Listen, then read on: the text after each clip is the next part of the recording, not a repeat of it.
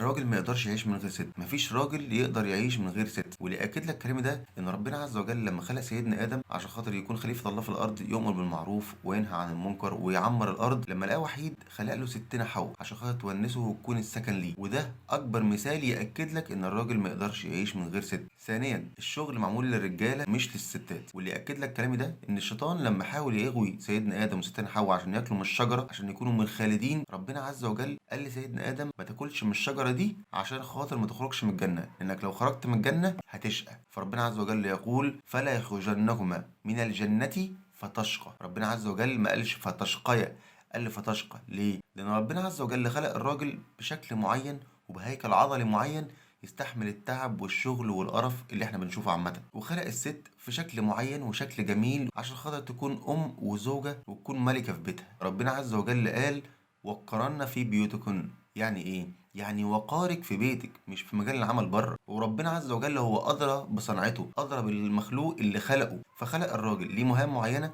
وخلق الست ليها مهام معينة. وللأسف الإنسان بيحب يغير في الكون وعايز يغير طبيعة البشر، فربنا عز وجل وقر الست في بيتها وقال للراجل ان انت في ايديك القوامة، انت اللي تشتغل وانت اللي تكون صاحب المسؤولية عشان خاطر تصرف على بيتك. فهتلاقوا الأدلة كلها مع بعض. ربنا عز وجل قال لسيدنا آدم هتشقى، وفي نفس الوقت قال الرجال قوامون على النساء. وعايز اقولك ان المجتمع الغربي عارف ان الخطر كله جاي من ناحية الست. ليه؟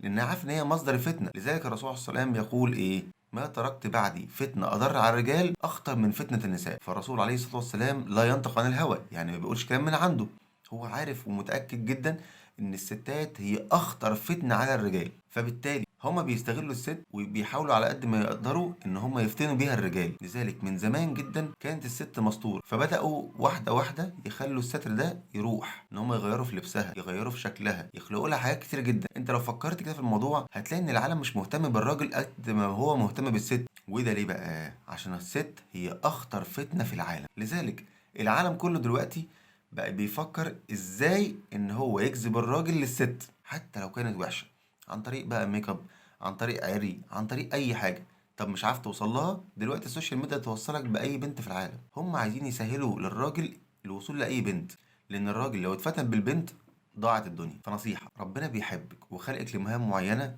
وبيقولك ان وقارك في بيتك مش في مجال العمل. ونصيحة لكل راجل، شوف ربنا خلقك لإيه واعمله. غض بصرك على قد ما تقدر، وراعي ربنا في الإنسان اللي أنت هتاخدها. قبل ما تختار بنت اتأكد إن هي هتكون السكن ليك، اللي تهرب من الشغل ليها مش اللي تهرب منها للشغل. لو عجبك الفيديو متنساش تعمل لايك وشير وكومنت، لأن الدال على خير كفاعله، والدين نصيحة. سلام.